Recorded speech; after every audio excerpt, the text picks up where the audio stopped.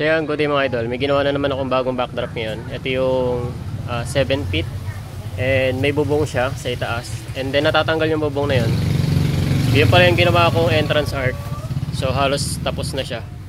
So konting retouch na lang ng pintura. And then pwede na isabak. Same sila nung ano, balot daw.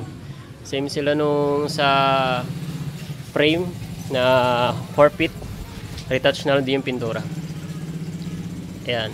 So ayan, sobrang laki nito. Hindi ko lang kung 7 feet or 8 feet yata yung taas nito. Basta isang buong plywood siya. Na medyo bumawas lang ako ng konti. Ayan. So pakita ko sa inyo kung paano natatanggal yung pinakabubong niya. Wait lang. So ganito siya tinatanggal.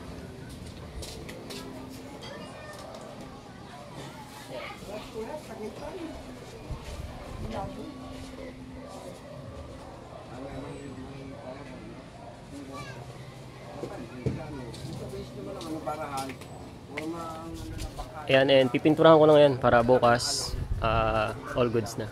Yun lamang, and salamat.